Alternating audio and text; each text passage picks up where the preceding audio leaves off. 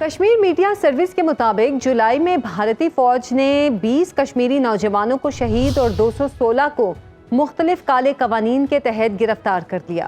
وادی کی خصوصی حیثیت کے خاتمے کے بعد سے لے کر اب تک 5 سالوں کے دوران غاصب فورسز 857 کشمیریوں کو شہید کر چکی ہیں، جن میں 17 خواتین اور 28 کم سن لڑکے بھی شامل ہیں۔ لیکن اس سب کچھ کے باوجود کشمیر میں آج بھی سب سے زیادہ دیکھا جانے والا خواب آزادی کا خواب ہے، اور سب سے توانا نعرہ بھی آزادی کا نعرہ ہے۔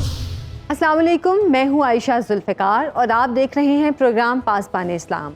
5 اگست 2019 کو بھارت کی جانب سے کشمیر کی خصوصی حیثیت کے حامل آرٹیکلز 370 اور 35A کی منسوخی دراصل وادی میں ڈیموگرافک چینج لانے کی بھیانک کوشش ہے۔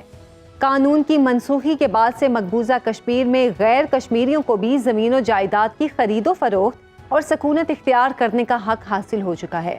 وادی میں ہندوؤں کی آباد کاری سے مسلم آبادی کو اقلیت میں بدلنے کا منصوبہ در حقیقت ایک اسرائیلی ماڈل ہے، جس کے تحت مقبوضہ فلسطین میں یہودی آباد کاروں کو بسایا گیا۔ آج ہمارا موضوع بھارت کی یہی مکارانہ کوششیں ہیں، لیکن اس سے پہلے مقبوضہ کشمیر میں غیر قانونی قانون سازی پر دیکھیے یہ رپورٹ۔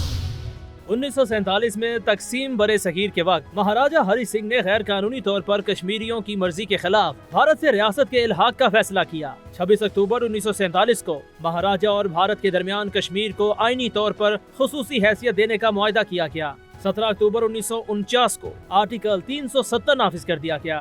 حالانکہ اس وقت تک بھارت کا وفاقی آئین بھی نافذ نہیں ہوا تھا۔ 26 جنوری 1950 کو بھارتی آئین کا نفاذ ہوا۔ 14 مئی 1954 کو صدارتی آرڈیننس کے ذریعے 35A کو بھارتی آئین کا حصہ بنا دیا گیا۔ آرٹیکل کے تحت بھارت کی دیگر ریاستوں کے شہریوں کو کشمیر میں مستقل شہریت اور جائیداد کی خرید سے روک دیا گیا۔ بھارت نے 17 نومبر 1956 کو ریاست جموں و کشمیر کا آئین نافذ کیا اور آرٹیکل 35A کو اس کا حصہ بنا دیا۔ جموں و کشمیر کا آئین متنازع ریاست کو غیر قانونی طور پر بھارت کا حصہ قرار دیتا ہے۔ بھارتی حکومت نے 1990 میں مقبوضہ جموں و کشمیر میں arm forces special powers act نافذ کیا، جس کے تحت عوامی نمائندہ جماعتوں کے بائیکاٹ کے باوجود ریاستی انتخابات ہوتے رہے اور بھارت نواز جماعتیں انتہائی کم ٹرن آؤٹ پر بھی حکومت بناتی رہیں۔ اگست 2019 میں آرٹیکل 370 اور 35A کی منسوخی، جہاں سلامتی کونسل کی قرارداد نمبر 38، 47، 51، 91 اور 122 کی صریحاً خلاف ورزی ہے، وہی 1972 کے پاک بھارت شملہ معاہدے اور جنیوا کنونشن سے بھی روگردانی ہے۔ گزشتہ 5 سالوں کے دوران حد بندی کمیشن کی جانب سے ریاستی اسمبلی کی 90 سیٹوں کی حدود میں تبدیلی، 23 حلقوں کے نام بدل دینا اور 34 لاکھ جعلی ڈومیسائل کا اجراء سے متعلق قانون سازی کو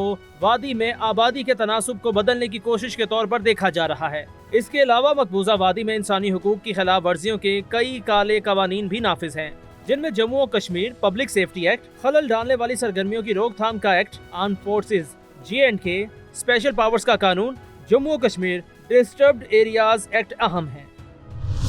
کشمیر میں پون صدی سے جاری بھارتی مظالم اور بنیادی انسانی حقوق سے محرومی پر عالمی برادری کی بے حسی کی کیا وجہ ہے؟ اس پر ہم بات کریں گے کشمیری رہنما اور انسانی حقوق کے کارکن راجہ نجابت حسین صاحب سے۔ راجہ نجابت حسین صاحب، بہت شکریہ آپ کے وقت کا۔ سر، آپ بین الاقوامی محاذ خصوصاً برطانیہ میں کشمیریوں کی مؤثر آواز ہیں۔ آپ کے نزدیک کیا وجہ ہے کہ مسئلہ کشمیر اقوام متحدہ کے سرد خانے سے باہر ہی نہیں آ پا رہا؟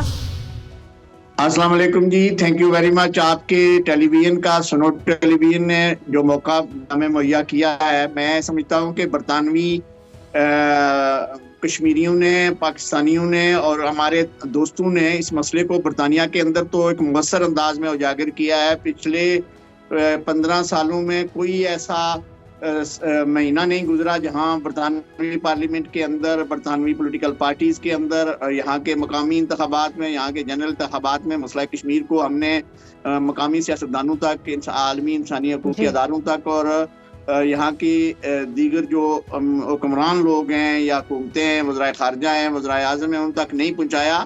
آج بھی برطانیہ سری نگر کے بعد دوسری بڑی جگہ ہے جہاں سے مسئلہ کشمیر اجاگر ہو رہا ہے۔ لیکن جہاں تک حکومت متحدہ کا تعلق ہے، ہماری بدقسمتی یہ ہے کہ حکومت متحدہ میں ہماری نمائندگی پاکستان کرتا ہے اور پاکستان کے فارن آفس کی طرف سے بہت کمزوریاں ہیں جن کی وجہ سے آج ہم اس نیچ پہ پہنچے ہیں۔ اگر یہ کام کشمیریوں کے ذمہ ہوتا، اگر یہ کام کشمیری لوگوں کو دیا جاتا تو آج دنیا کے ہر ملک میں، دنیا کے ہر ایوان میں جس طرح ہم پرائیویٹ لابی کر رہے ہیں، اگر اسی طرح سرکاری طور پر ہمیں موقع ملتا تو ہم OIC میں بھی، اقوام متحدہ میں بھی، چاہے وہ جنیوا ہو، ویانا ہو، نیو یارک ہو، ہر جگہ اس مسئلے کو بہتر انداز میں پیش کر سکتے تھے۔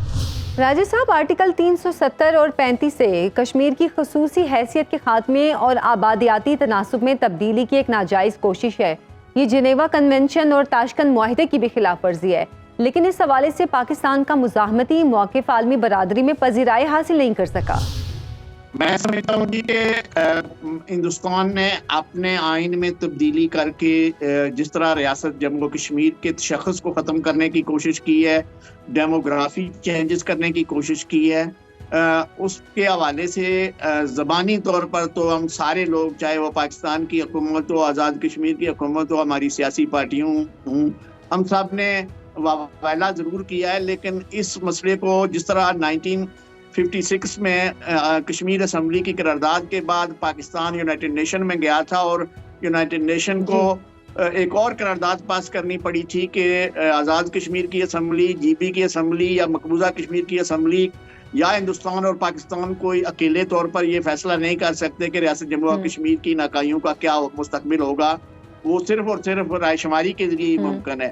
اس موقع پر بھی میں سمجھتا ہوں کہ حکومت پاکستان کو یونائٹڈ نیشن میں جانا چاہیے تھا، اس مسئلے کو یونائٹڈ نیشن میں اٹھانا چاہیے تھا، اور اگر وہاں نہیں تو اگر ہندوستان چھوٹے چھوٹے مسائل کے لیے عالمی عدالت انصاف میں جا سکتا ہے تو یہ کام حکومتوں کا ہے۔ ہماری بدقسمتی ہے کہ ہماری حکومت جو ہے وہ مقامی مسائل میں الجھی ہوئی ہے، معاشی مسائل میں الجھی ہوئی ہے، اور ان مسائل کو حل کرنے کی طرف زیادہ توجہ ہے۔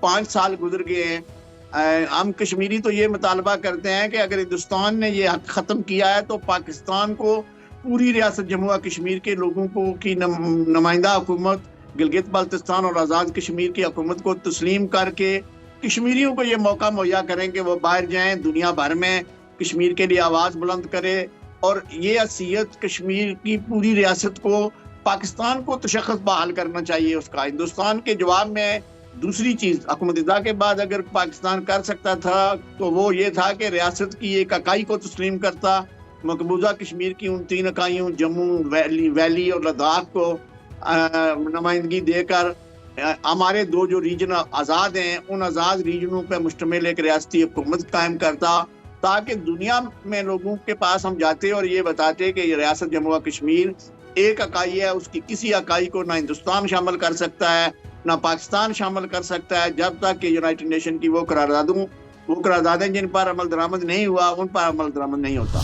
اچھا راجہ صاحب، کشمیر کی تحریک آزادی کی عالمی حمایت کے حصول کے حوالے سے برطانیہ ایک عرصے سے بیس پوائنٹ رہا، لیکن اب شاید ایسا نہیں ہے۔ آپ وہاں پر مقیم ہیں، کیا آپ بھی سمجھتے ہیں کہ بیرون پاکستان کشمیر کاز کچھ کمزور ہوا ہے؟ دیکھیں جی، میں نہیں سمجھتا کہ بیرونی ممالک میں خصوصاً برطانیہ میں مسئلہ کشمیر کمزور ہوا۔ حالیہ انتخابات ہوئے ہیں یہاں 4 جولائی کو، برطانیہ کے 50 کم از کم حلقوں میں ہم لوگ گئے ہیں۔ تحریک حق خود ارادیت جس کا میں چیئرمین ہوں، ہماری تنظیم کے عہدیداروں نے مختلف کانسٹیچوئنسیز میں مختلف پارلیمانی امیدواروں کو نہ صرف سپورٹ کیا، لابی کیا، بلکہ اس مسئلے کے حوالے سے نئے امیدواروں کو روشناس کرایا، پرانے دوستوں کو یاد دہانی کرائی، اور اس کے بعد جب نئی پارلیمنٹ بنی ہے تو اس نئی پارلیمنٹ میں جہاں بے شمار لوگ 350 کے قریب لوگ جو ہیں وہ نئے آئے ہیں، اور ہم نے پچھلے 3 ہفتوں میں مختلف سیشن کر کے نئے ممبران پارلیمنٹ کو ای میلز کے ذریعے، خطوط کے ذریعے، ذاتی ملاقاتوں کے ذریعے اور پارلیمنٹ میں اجلاس بلا کر اس مسئلے پہ ایک مؤثر آواز اٹھائی ہے، اور اگلے 2 دن کے بعد 5 اگست کو برطانیہ کے تقریباً ہر شہر میں کشمیر کے حوالے سے اور اس یوم استصال کے حوالے سے کانفرنسز ہو رہی ہیں، تقریبات ہو رہی ہیں۔ لندن ٹاؤن، ڈاؤننگ اسٹریٹ اور انڈین ہائی کمیشن کے باہر مظاہرہ ہو رہا ہے، پھر یہاں بریڈ فورڈ میں، مانچسٹر میں، برمنگھم میں، لندن میں پاکستانی ہائی کمیشن کے دفاتر بھی کانفرنسز کر رہے ہیں، اور ہماری تنظیم مانچسٹر میں ایک بہت بڑی کانفرنس کر رہی ہے جس میں آدھا درجن سے زائد ممبران پارلیمنٹ خطاب کریں گے، نارتھ آف انگلینڈ کے کونسلرز، میئرز، لارڈ میئرز اور دیگر لوگ شرکت کریں۔ اور جہاں تک برطانیہ کا تعلق ہے، میں سمجھتا ہوں، میں نے پہلے بھی کہا ہے، آج بھی برطانیہ سب سے بڑا مرکز ہے سری نگر کے بعد یا مقبوضہ کشمیر کے بعد. تو میں نہیں سمجھتا کہ کمزور ہوئی ہے. ہاں البتہ جو حکومتی سطح پر کمزوریاں ہیں وہ اپنی جگہ ہیں. ہم شکر گزار ہیں جو بھی وہ پاکستان کے ادارے، پاکستان کا فارن آفس، پاکستان کی حکومت کرتی ہے، لیکن مزید کرنے کی ضرورت ہے. اور جس چیز کی کمی ہے وہ حکومتی نمائندگی کی کمی ہے، وہ آزاد کشمیر کی حکومت کو بااثر اور بااختیار بنانے کی کمی ہے. اور یہ کمی جب تک دور نہیں ہوگی، میں نہیں سمجھتا کہ ہماری تحریک کو بیرونی ممالک سے یا سفارتی محاذ پر وہ پذیرائی مل سکتی ہے جو میں ملنی چاہیے. اچھا، کشمیر میں آبادی کے تناسب میں تبدیلی کی عملی کوشش کے طور پر 34 لاکھ جعلی ڈومیسائلز کا اجرا اور غیر ریاستی افراد کو جائیداد کی خریداری کا اختیار دینا متنازع تسلیم کیے گئے علاقے کی عالمی حیثیت کو متاثر نہیں کرے گا؟ اس کا تعلق ہے لوگوں کو ڈومیسائل سرٹیفکیٹ جاری کرنے کا تعلق ہے. اسرائیل نے یہ فلسطین کے علاقوں پہ قبضہ کر کے سب کچھ کر لیا ہے، لیکن آج بھی فلسطین کی تحریک زندہ ہے. فلسطینی لوگ اپنی جانوں کا نذرانہ پیش کر کے اس اپنے مسئلے کو عالمی سطح پر اجاگر کر رہے ہیں. اور یہی بات کشمیریوں پہ بھی ہے کہ کشمیری چاہے کسی بھی صورت میں ہوں، دنیا کے کسی بھی ملک میں ہوں، ہندوستان کے ان اقدامات سے نہ صرف ان اقدامات کے خلاف ہم آواز بلند کر رہے ہیں، بلکہ ہمارے جو دوست حال ہی میں جو برطانیہ کی نئی پارلیمنٹ بنی ہے اس میں ہماری کشمیر گروپ کی جو چیئر پرسن ہے ڈیبی ابراہمز اولڈم سے ممبر پارلیمنٹ منتخب ہوئی ہیں. پہلے بھی پچھلے 6 سال سے وہ ہماری یہاں جو all parties Kashmir parliamentary group ہوتا ہے اس کی چیئر پرسن ہیں. تو انہوں نے دوبارہ بھی اس مسئلے کو وزیر خارجہ کے ساتھ، وزیر اعظم کے ساتھ اور اپنے دیگر دوستوں کے ساتھ مل کر خط بھی لکھا ہے. اور ہماری تحریک کے لوگ بھی اس حوالے سے انسانی حقوق کی خلاف ورزیوں کے حوالے سے، کشمیری لیڈروں کی اسیری اور نظر بندی کے حوالے سے، اور پھر جو انسانی حقوق کے ہمارے کشمیری لیڈر ہیں مقبوضہ کشمیر کی جیلوں میں ہیں یا بھارت کی جیلوں میں ہیں، ان کے حوالے سے بھی ہم آواز اٹھا رہے ہیں. اور اس آواز کو بند نہیں ہونے دیں گے. انشاءاللہ کشمیر کے اندر، باہر، دنیا بھر میں جہاں بھی ایک بھی کشمیری جب تک زندہ ہے، ریاست جموں و کشمیر کی آزادی کی یہ تحریک جاری رہے گی. اور اس تحریک کو کامیاب کرنے کے لیے، اس کو منطقی انتظام تک پہنچانے کے لیے اور پاکستان کو مکمل کرنے کے لیے ہماری سرگرمیاں نہ تو ہندوستان روک سکتا ہے اور نہ دنیا کی کوئی اور طاقت ہمیں اپنی آزادی کی اس منزل کے پاس جانے سے روک سکتا ہے. اچھا راجہ صاحب، یاسین ملک طویل عرصے سے جرم بے گناہی میں بھارتی جیل میں قید ہیں، ان کی رہائی کے بھی کوئی امکان نظر نہیں آ رہے، کیا کہتے ہیں آپ؟ جہاں تک رہائی کا تعلق ہے، جب سے ان کے خلاف کیس چل رہا ہے، ہم نے یہاں برطانوی پارلیمنٹ میں اس پہ پٹیشن بھی داخل کروائی ہے، ڈیبیٹس بھی کروائی ہیں. ہمارے کشمیر پارلیمنٹری گروپ نے اس کو مختلف پلیٹ فارموں پہ ریز بھی کیا ہے. اور ہم نے کوشش کی ہے کہ جو انہوں نے ایک اپیل کی ہوئی ہے یاسین ملک کو پھانسی دینے کے حوالے سے، اس پہ بھی برطانوی وزارت خارجہ تک رابطہ کیا ہے اور اس کو وقتی طور پر انہوں نے روکا ہوا ہے. لیکن اس کی رہائی کے لیے پوری دنیا میں کشمیری جو تحریک آزادی کشمیر کے سفارتی محاذ پر متحرک ہیں، وہ اپنا کردار ادا کر رہے ہیں. ہم اب یونائٹڈ نیشن میں بھی آواز اٹھا رہے ہیں، ہیومن رائٹس کونسل کے اندر بھی ہمارے دوست جنیوا جاتے ہیں، وہ بھی وہاں آواز اٹھاتے ہیں. رہائی کا تعلق بھی اسی بات سے ہے کہ ہماری یہ کمپین جاری رہے اور ہم کوشش کریں کہ نہ صرف یاسین ملک کو بلکہ تمام ان کشمیری لیڈروں کو، شبیر شاہ، آسیہ اندرابی، جو ہمارے APHC کے کنوینر ہیں، سارے کشمیریوں کی رہائی کے لیے ہم بھرپور جدوجہد کر رہے ہیں. اور یہ جدوجہد اس وقت تک جاری رہے گی جب تک ان کشمیری لیڈروں کو رہا نہیں کیا جاتا. بہت شکریہ راجہ نجابت صاحب آپ کے وقت کا. ناظرین، $75 ارب کا سالانہ دفاعی بجٹ جہاں بھارت کے مضمون توسیع پسندانہ عزائم کی ایک جھلک ہے، وہیں عسکری ڈھانچے میں تبدیلی اور انٹیگریٹڈ تھیٹر کمانڈ کے قیام کی جانب پیش قدمی بھارتی فوج کے جارحانہ عزائم کا آئینہ دار بھی ہے. تھیٹر کمانڈ کے تحت بری، بحری اور فضائی افواج کو منظم کیا جائے گا. فی الوقت 3 سے 4 تھیٹر کمانڈز بھارتی فوجی قیادت کے زیر غور ہیں، جن کی قیادت لیفٹیننٹ جنرل سطح کے افسر کے سپرد ہوگی.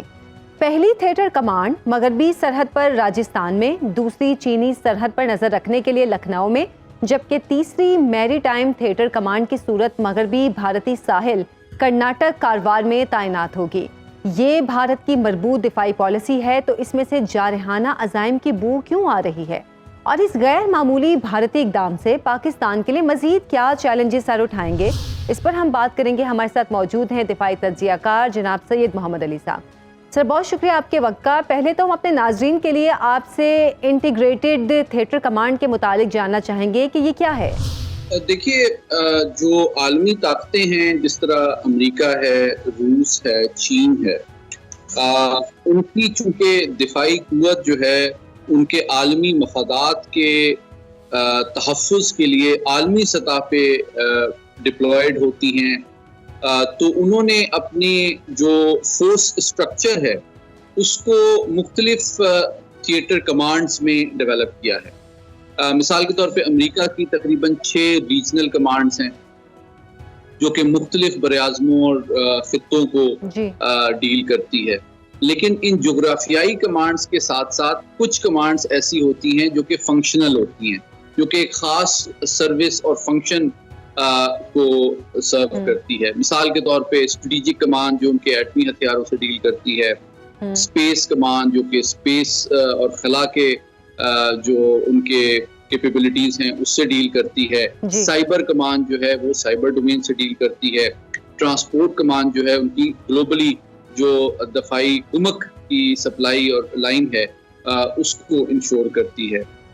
اسپیشل آپریشنز کمانڈ ایک سیپریٹ کمانڈ ہے جو کہ اسپیشل آپریشنز کیری آؤٹ کرتی ہے۔ تو یہ دو انداز میں جس طرح امریکہ کو اگر ہم اسٹڈی کریں، ان کی جو تنظیم ہے دفاعی قوت کی وہ کی گئی ہے، ایک جغرافیائی اعتبار سے کہ دنیا کو مختلف خطوں میں بانٹا گیا ہے، اور دوسری جانب ایک فنکشن کے اعتبار سے جس میں سائبر، نیوکلیئر، اسپیس، ٹرانسپورٹ یہ ساری کمانڈ شامل ہیں۔ جب ہم بھارت کی بات کرتے ہیں تو بھارت میں بھی یہ سلسلہ ریسنٹلی شروع ہوا ہے، کچھ عرصے سے کوششیں جاری ہیں جس کے کئی مقاصد ہیں جو پھر ہم آگے ڈسکس کریں گے۔ اچھا، جدید روبوٹک ٹیکنالوجی اور آرٹیفیشل انٹیلیجنس کے اس دور میں تھیٹر کمانڈ کی اہمیت کیا ہے؟ دیکھیے، تھیٹر کمانڈ کی جو بنیادی اسپرٹ اور مقصد ہے وہ یہ ہے کہ جو ایک ریاست ہے اس کے ڈفرینٹ انسٹرومنٹس آف پاور جو ہیں اور ڈفرینٹ ملٹری کیپیبلٹیز جو ہیں ان کو ایک تھیٹر یا ایک جغرافیائی ریجن کے اندر مرکوز اور مجتمع اس انداز میں کیا جائے کہ کسی بھی آپریشن کے یا مشن کے لیے جو کمانڈر ہے اس کو زمینی، بحری، بری، فضائی، اسپیشل، سائبر، انٹیلیجنس اور یہ تمام قسم کی جو دفاعی صلاحیت ہے وہ اس بیٹل سپیس کے اندر موجود ہو۔ تو اس کا مقصد یہ ہوتا ہے کہ آپ صرف ایک سروس تنے تنہا تو جنگ نہیں لڑتی، اور موجودہ جو انداز جنگ ہے اس میں تمام جو فورسز ہیں اور ایلیمنٹس آف نیشنل پاور ہیں ان کا کتنی کامیابی کے ساتھ اور سرعت کے ساتھ ایک ملک ان کو سینرجائز یا مجتمع کر دیتا ہے، اس کا بہت اہم رول ہے جنگ کی حکمت عملی میں، پلاننگ میں اور آپریشنز میں۔ اس لیے کئی ممالک یہ کوشش کر رہے ہیں کہ وہ ایسی کمانڈز ڈیولپ کریں جس میں ایک تھیٹر کے اندر مختلف جو افواج کے دفاعی صلاحیت ہے ان کو بیک وقت ڈپلوائے بھی کیا جا سکے اور امپلوائے بھی کیا۔ اچھا سید محمد علی صاحب، بھارت کو انٹیگریٹڈ تھیٹر کمانڈ کی ضرورت کیوں پیش آ رہی ہے؟ دیکھیں، اگر آپ کا سوال بھارت کے حوالے سے مخصوص ہے تو اس کی 3-4 وجوہات ہیں۔ ایک وجہ تو یہ ہے کہ اب تقریباً 76 سال کے بعد بتدریج بھارتی افواج دفاعی تعاون کو امریکہ کے ساتھ بڑھا رہی ہیں، اور ان کو اس بات کا احساس اور احتمال ہے کہ 1947 سے پہلے جو بھارتی فوج ہے اس کی تنظیم جو ہے اور اس کا سٹرکچر جو ہے وہ برطانوی خطوط پر کیا گیا تھا، جو کہ دوسرے جنگ عظیم کے تجربے پر مبنی تھا۔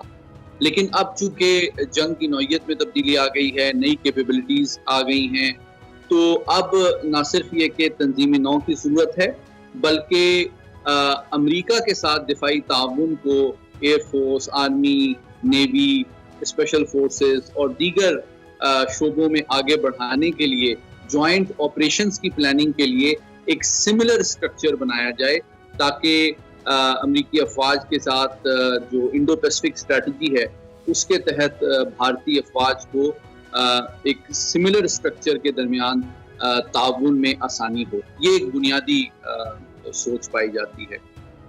لیکن یہ کوشش تقریباً 20-22 سال سے جاری ہے، اور مختلف جو ان کے ملٹری لیڈرشپ ہے بھارت کی، انہوں نے یہ کوشش کی کہ اس کو آگے بڑھایا جائے، اس جوائنٹنس کے انٹیگریٹڈ کمانڈ کے اسٹرکچر کو. لیکن اس میں ان کو کافی چیلنجز اور مشکلات کا سامنا ہے، جو معاشی نوعیت کے بھی ہیں، کلچرل نوعیت کے بھی ہیں، ٹیکنیکل بھی ہیں، فائنینشیل بھی ہیں، ٹریننگ ہے، لاجسٹکس ہے، آپریشنز ہیں. یہ تمام معاملات، کیونکہ امریکہ بہرحال ایک عالمی طاقت ہے، اس کے پاس وسائل بھی بہت زیادہ ہیں، ٹیکنالوجی بھی ہیں، اور ابھی بھی بھارت کے لیے ان تمام اس فنکشن کو میچ کرنا مالی، معاشی تجربے اور استعداد کے حوالے سے اتنا آسان نہیں ہے. اچھا، یہ بھی بتائیے کہ پاکستان کی مشرقی سرحد کے ساتھ بھارتی بری، بحری اور فضائی افواج کے ایک کمانڈ میں ہونے سے ہمیں کیا چیلنجز درپیش ہوں گے؟ لیکن پھر پاکستان نے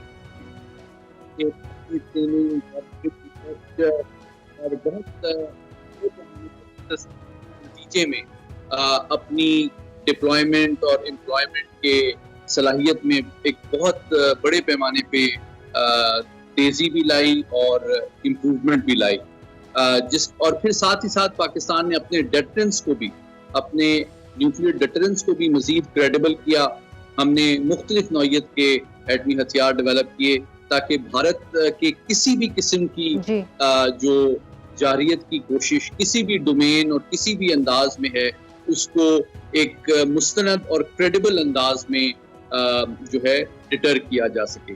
تو ایک جانب پاکستان نے اپنی روایتی افواج کی ٹریننگ، ڈاکٹرین، آپریشنل کیپیبلٹی میں اضافہ کیا، آپریشنل مہارت میں اضافہ کیا. دوسری جانب ہم نے اپنے ڈیٹرنس کی استعداد اور کریڈیبلٹی کو بھی بہتر بنایا. تو اس 2-pronged اسٹریٹجی کے نتیجے میں جو بھارت کی کوشش رہی ہے کہ پاکستان پہ اچانک ایک بڑے پیمانے پہ حملہ کر کے اپنے مقاصد حاصل کیے جائیں، اس کو پاکستان نے ایک جامع اور دیرپا انداز میں ناکام بنا. کیا نئے فوجی حالات کا مقابلہ کرنے کے لیے پاکستان کو بھی ایسی ہی کسی مربوط حکمت عملی کی فوری ضرورت ہوگی، اور کیا پاکستان کے محدود وسائل میں ایسا ممکن ہو سکے گا؟ بہت اہم سوال کیا آپ نے. دیکھیں، 3 ایسپیکٹس اس کے امپورٹنٹ ہے. پہلی بات یہ کہ بھارت میں بھی 20-22 سال سے یہ کوشش جاری ہے کہ یہ تھیٹر کمانڈ جو ہیں وہ ڈیولپ ہو جائیں، آپریشنلائز ہو جائیں. لیکن تینوں جو افواج ہیں ان کے درمیان وسائل کے حوالے سے بھی ایک کشمکش ہے بھارت کے اندر، اور اس کو انٹر سروس رائیولری کہا جاتا ہے، جس کے پیش نظر یہ بہت آسان اور اسموتھ پروسیس نہیں ہے. کئی پرانے سروس چیفز نے بھی اس کی مخالفت کی ہے. جو پرانے چیف آف ڈیفنس اسٹاف تھے بپن راوت، ان کے دور میں اس میں کافی کوشش کی گئی، لیکن ان کے انتقال کے بعد پھر کسی حد تک اس کی پیش رفت میں کمی آئی ہے. دوسری بات وسائل کے حوالے سے ہے. ان کا ٹریننگ کا نظام جو ہے، ان کے جو ہتھیار ہیں وہ ابھی بھی زمینی، بحری اور بری افواج کے بھارت کے ہیویلی رشین اوریجن کے ہیں. تو ان کی ٹریننگ، ان کی لاجسٹکس، ان کی مینٹیننس، ان کا جو نظام ہے ابھی بھی ہیویلی روس کے اوپر ڈیپینڈنٹ ہے.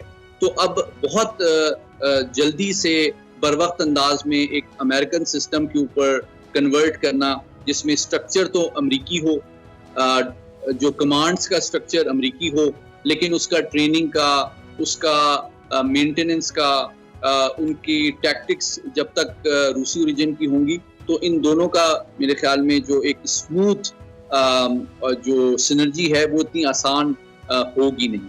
تو بھارت کو بہت سے مسائل کا سامنا ہے. تیسری بات یہ ہے کہ جو ان کی آپریشنل کیپیبلٹی ہے، اس کی اندر بھی بہت سارے چیلنجز پائے جاتے ہیں. سیفٹی سیکیورٹی کے بھی مسائل ہیں. بہت بہت شکریہ سید محمد علی صاحب. جنت نظیر کشمیر ہی نہیں، نبیوں کی سرزمین فلسطین بھی محکوم اور مغلوب ہے۔ خراج تحسین پیش کریں گے فلسطین کے محبوب لیڈر اور آزادی فلسطین کی جد و جہد کے ہیرو اسماعیل ہانیہ شہید کو، لیکن ایک بریک کے بعد۔ پروگرام میں ایک بار پھر سے خوش آمدید ناظرین۔ گزشتہ دنوں ایرانی صدر کی تقریب حلف برداری میں شرکت کے لیے تہران آئے ہوئے حماس کے لیڈر اسماعیل ہانیہ ایک میزائل حملے کے دوران شہید ہو گئے۔ اسماعیل ہانیہ 1989 میں پہلی انتفاضہ تحریک سے حماس کے ساتھ وابستہ تھے۔ اسماعیل ہانیہ حماس کے بانی شیخ احمد یاسین شہید کے پرسنل سیکرٹری بھی رہے۔ 7 اکتوبر کے بعد سے اب تک غزہ میں شہید ہونے والے 40,000 فلسطینیوں میں اسماعیل ہانیہ کے بیٹوں، پوتوں اور بہن سمیت خاندان کے 79 افراد بھی شہید ہوئے ہیں۔ اللہ اسماعیل ہانیہ کی جد و جہد اور شہادت کو قبول کرے، آمین۔ ایران میں ہونے والے اس سانحے کے خطے پر کیا اثرات مرتب ہوں گے، اس پر ہم بات کریں گے۔ ہمارے ساتھ موجود ہیں سابق سفیر ڈاکٹر جمیل احمد خان صاحب۔ سر، بہت شکریہ آپ کے وقت کا۔ ایران میں میزائل حملے کے دوران اسماعیل ہانیہ کی شہادت عالمی سیاسی منظرنامے کو آنے والے دنوں میں کس حد تک متاثر کر سکتی ہے؟ نہیں، عالمی سیاسی منظرنامہ بھی تب اس سے کافی متاثر ہوگا اور خطے کا منظرنامہ اس سے کافی متاثر ہو سکتا ہے، جس میں پاکستان جیسے ملک ظاہر ہے وہ بھی اس سے افیکٹڈ ہوں گے۔ اور یہ میں کیوں کہہ رہا ہوں؟ یہ اس لیے کہا جا رہا ہے کہ نتن یاہو نے آج ہی بیان دیا ہے، اپنے قوم کے لیے ایک پیغام دیا ہے کہ پوری قوم الرٹ رہے کیونکہ انہیں مشکل وقت دیکھنا پڑے گا۔ اور ساتھ ہی امریکہ نے کوئی اپنے مزید بحری بیڑوں کا رخ، اپنے 12 بحری بیڑوں کا رخ موڑ دیا ہے مڈل ایسٹ کی طرف اور میڈیٹرینین کی طرف۔ اس کا مطلب یہ ہے کہ اس کو جسے کہا جائے نا، جیسے ایک شکنجے میں بند کرنے والی بات، کہ ایک طرف مڈل ایسٹ میں بحری بیڑے اور دوسری طرف گلف اسٹیٹ میں، تاکہ ریڈ سی سائڈ سے اور اسٹیٹ آف ہارموز سائڈ سے بھی کنٹرول کیا جا سکے ایران کے کسی قسم کی انٹرونشن کو، اور ساتھ میں اگر ایران کے جو پراکسیز ہیں جیسے ہوتی ہو گئے، حماس ہو گئے یا حزب اللہ ہو گیا یا ملیشیا سیریا کے ہو گئے یا ملیشیا عراق کے ہو گئے، اگر وہاں سے وہ کوئی حملہ کرتے ہیں تو اس کو سیپریٹ ایران کو کر کے اس سے ڈیل کیا جا سکے۔ تو یہ ان کی کوئی اسٹریٹجی اور ٹیکٹکس معلوم ہوتی ہے۔ اب دیکھنا یہ ہے کہ پچھلے 20 برسوں میں ایران نے اپنی پراکسی کو اتنا مضبوط کر لیا ہے، جن کا میں نے ابھی ذکر کیا آپ سے، اور اس کے علاوہ اسپلنٹر سیل بھی ہیں کہ وہ پراکسیز بڑی قوی انداز میں، بہت مربوط انداز میں اسرائیل پر حملہ کر سکتے ہیں، یا کوئی ملک اگر اسرائیل کا ساتھ دے تو اس کو بھی نقصان پہنچا سکتے ہیں۔ ساتھ میں امریکن بیسز وہ یہ پراکسیز ان کے ساتھ بھی یقیناً اس پہ بھی یہ افیکٹ کر سکتے ہیں اور حملہ کر سکتے ہیں۔ تو اسرائیل اس وقت چاہتا کیا ہے؟ اسرائیل نے جو ایڈوانٹیج لینا تھا وہ لے رہا ہے، اور مزید جب تک کہ بقول اسرائیل کے پرائم منسٹر کے کہ جب تک ان کا پورا مقصد حاصل نہیں ہو جائے گا، اور پورا مقصد ان کا وہی ہے جو لابی نے یا جو 1896 سے لے کے اور اب تک گریٹر اسرائیل کا کانسیپٹ ہے، اس کو آگے لے کے کرنے والی بات ہے۔ اچھا، کیا امریکہ اسرائیلی قیادت کے غزہ کی لڑائی کو توسیع دینے کے عزائم سے باخبر ہے؟ اور موجودہ امریکی قیادت کیا غزہ جنگ کا حصہ بننے سے گریزاں ہے یا اس پر آمادہ؟ بالکل پکا گریزاں ہے، اور موجودہ ایڈمنسٹریشن کو پتہ ہے کہ اس کے نتائج کیا ہو سکتے ہیں، اور وہ نہیں چاہتا کہ ایران کو بیچ میں ابھی لایا جائے اس وقت تک کہ ایران ڈائریکٹ حملہ آور نہ ہو جائے اسرائیل پر، اس حد تک کہ وہ اسرائیل کا بہت نقصان کر سکے۔ جب تک کہ امریکہ کو یہ یقین نہیں ہوگا، اس وقت تک امریکہ چاہے گا کہ یہ آگ مزید نہ بڑھ کے۔ اس کی وجہ یہ ہے جو میں ابھی ذکر کر رہا تھا کہ ان کے بیسز ہیں اس پورے علاقے میں، اور ان بیسز کی وجہ سے ان کے بیسز پر بھی حملہ ہوگا اور نقصان امریکہ بھی کافی ہو جائے گا۔ لیکن جب ان کے بحری بیڑے پہنچ جائیں گے 1-2 روز کے اندر، اور کچھ پہلے سے موجود ہیں، تو ان کا وہ جو نظام ہے جیمنگ کا اور آئرن ڈوم کا اور جو ساز و سامان ہے، اس کی وجہ سے وہ ایران پر حاوی ہو سکتے ہیں تاکہ ایران حملہ نہ کر سکے۔ اس وقت میں اگر اپنا اس پہ تجزیہ کر کے پیش کروں تو محسوس یہی ہوتا ہے کہ امریکہ حتی الوسع کوشش کرے گا کہ کسی طریقے سے یہ آگ پھیلے نہ اور یہ ایسکلیٹ نہ ہو اور حماس بھی نیست و نابود ہو جائیں جو اسرائیل چاہتا ہے، اور اسرائیل کے پیچھے وہ کھڑے ہو جائیں۔ ان کا اس وقت تک تو مقصد یہی ہے، اور حزب اللہ کو وہ چاہتے ہیں کہ بس جتنے اس نے میزائل داغ لیے 2 4 10 100 200 اور کر لے لیکن نقصان نہ پہنچائے۔ لیکن وہ غزہ کا جو معاملہ ہے اس پروجیکٹ کو وہ اختتام تک نتنیاہو جس طرح چاہتا ہے اس کی مدد کر رہے ہیں۔ وہ نیگوسیشن جو چل رہی تھی، پیس پلان جو چل رہا تھا، وہ محسوس ہوتا ہے کہ اب اس میں کوئی جان نہیں رہے گی، خاص طور پہ اسماعیل ہنیہ کے اس اسیسینیشن کے بعد۔ ڈاکٹر جمیل صاحب، اسماعیل ہانیہ کی شہادت پر عرب ملکوں کی جانب سے ابھی تک واضح موقف سامنے نہیں آیا۔ کیا عرب دنیا خود کو اس تنازع سے الگ تھلگ سمجھ رہی ہے، اور کیا واقعی ایسا ہے؟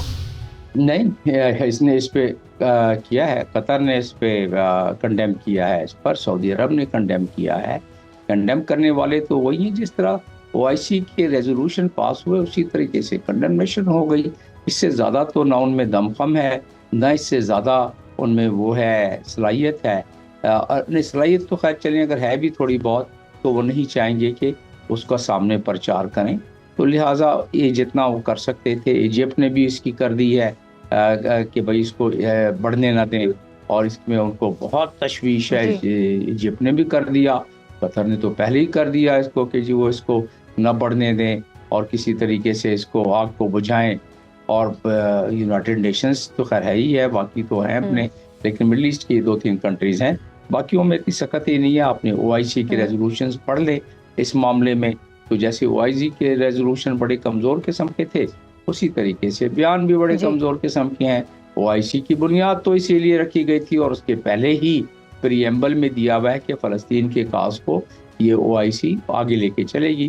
تو فلسطین کے کاز کو تو وہ بلانا چاہتے ہیں، اس لیے کہ اس میں وہ ایکشن نہ بائیلیٹرل سینکشن لگانا چاہتے ہیں، نہ ایز اے بلاک کوئی اور اقدام کرنا چاہتے ہیں، نہ ہی وہ جو 40 ممالک کی انہوں نے فوج وہاں اکٹھا کی ہوئی ہے، ہمارے سالار کو لے کے، پرانے سپاہ سالار کو اس کی کمانڈ دے کے، جتنی کمانڈ ان کے پاس ہے، اگر چنے مان لیتے ہیں کہ ہے، تو اس کو لے کے بھی بیٹھے ہوئے ہیں، وہ استعمال یہاں تو ہو نہیں سکتی، اس کا مقصد تو کچھ اور ہے۔ تو لہٰذا جو فلسطینی ہیں ان کی مظلومیت اور ان پہ جو بربریت ہے اس میں کمی آتے میں دیکھ نہیں رہا ہوں۔ جی اچھا، کیا آپ نہیں سمجھتے کہ اگر عالمی اداروں اور بڑی قوتوں نے اپنا کردار ادا نہ کیا تو موجودہ صورتحال میں مشرق وسطیٰ تیسری عالمی جنگ کا میدان بن جائے گا؟ تیسری عالمی جنگ تو ہر ایک کی اتفاق کوشش یہی ہوگی کہ کنونشنل جنگ تک اس کو رکھے۔ تیسری عالمی جنگ کا مطلب ہے کہ پوری دنیا کا فنا ہو جانا، کیونکہ جب بھی اگر کوئی بھی ایٹم بم چلتا ہے، میں ایک نارمل سائز کے ایٹم بم کی بات کر رہا ہوں، تو فضا میں وہ تقریباً 50 سے 60 میل تک اوپر اس کا فائر بال جاتا ہے، اور ایک ہفتے کے اندر اندر پوری دنیا میں بادل چھا جاتے ہیں، اور اس کی جو کنٹیمنیشن پارٹیکلز ہوتے ہیں پوری دنیا میں پہنچ جاتے ہیں، وبا پھیل جاتی ہے، فصلیں ختم ہو جاتی ہیں، بیماریاں شروع ہو جاتی ہیں۔ تو دنیا کو اس کا بڑا اچھی طریقے سے ادراک ہے کہ اگر پوری دنیا کو ختم کرنا ہے تو تیسری جنگ جس طرح انڈیا پاکستان کے درمیان فل فلیگ جنگ نہیں ہو سکتی، کیونکہ انڈیا کو بھی پتہ ہے کہ اس کے ساتھ کیا ہونا ہے، پاکستان کو بھی پتہ ہے، تو لہٰذا کوئی بھی دو پاور یہ کولڈ وار میں ایک دوسرے کو آنکھیں دکھاتے رہے، ایک دوسرے کے سامنے فوجی کھڑی کرتی رہے، رشیا USSR اور امریکہ افغانستان میں پنجہ آزمائی کرتے رہے، لڑتے رہے، لیکن کبھی نیوکلیئر کی بات تو اس لیول پہ لے کے ہی نہیں گئے۔ ان کو پتا تھا کہ اگر بات دونوں کے پاس ایٹم بم بہت سارے پڑے ہوئے تھے، اگر وہ چاہتے تو دونوں ملک ایک دوسرے کو تباہ کر کے آرام سے اوپر آسمان میں چلے جاتے۔ تو تیسری جنگ کے آثار اب دنیا میں نہیں ہیں، اگر ہوا تو حادثاتی طور پر ہوگا۔ حادثاتی طور پر اس طرح ہوگا کہ اگر ایران نے تنگ آمد بجنگ آمد کا آ کے، اور جس طرح کی شنید ہے کہ ایران ایٹمی پاور اپنے آپ کو اس لیول پر پہنچ گیا ہے اور یہ کر سکتا ہے کہ اپنے میزائل کے ساتھ جوہری اپنے مادہ لگا سکے، تو اگر ایسا ایک بھی چل گیا کسی طرف بھی، اسرائیل کی طرف یا کسی طرف، تو پھر جواب اس کا آنا میں سمجھتا ہوں کہ آ سکتا ہے۔ اور اس کی وجہ سے وہ جو باتیں میں نے کی ہیں ایٹمی یا جو تیسری جنگ عظیم کی، تو وہ صرف کنونشنل کی حد تک تو رہ سکتا ہے. اس کو اگر ایٹمی سائٹ پہ، کیونکہ تیسری جنگ میں احتمال یہی ہے کہ ایٹمی جنگ ہو جائے گی، تو ایسی صورت میں وہ کوئی بھی ملک نہیں چاہے گا کہ اپنے آپ کو فنا کر لے. کہ ہر ملک کو پتہ ہے کہ اگر کسی ایک ملک کی طرف سے آیا تو دوسرے ملک نے تیاری رکھی ہوئی ہے. جیسے پاکستان نے اگر جب بھی اس کے اوپر خدا نخواستہ ایسا وقت آیا یا حملہ ہوا انڈیا کی طرف سے، تو پاکستان کی اپنی پوری تیاری ہوتی ہے کہ اس کا جواب دے اور انڈیا کو بھی اسی طریقے نیست نابود کر دے جس طرح اگر پاکستان پہ خدا نخواستہ وہ حملہ کرنے کی سوچے. لہٰذا آپ نے دیکھا کہ یہ کبھی جنگ پاکستان اور انڈیا کے درمیان فل فلیج جنگ نہیں ہوئی ہے. اور پچھلے جب معاملہ چلا تھا پلوامہ کا، تو پوری دنیا کود پڑی تھی اس میں کہ کہیں ایسا نہ ہو کہ کوئی ایک ملک چلا دے تو باقی پھر دوسرا ملک اس مجبور ہو جائے گا چلانے میں. جی بہت بہت شکریہ ڈاکٹر جمیل احمد خان صاحب. اسی پر کرتے ہیں اپنے آج کے پروگرام کا اختتام. آئندہ ہفتے سلگتے موضوعات کے ساتھ پھر ملاقات ہوگی. اجازت دیں. آپ کا بہت شکریہ. اللہ حافظ.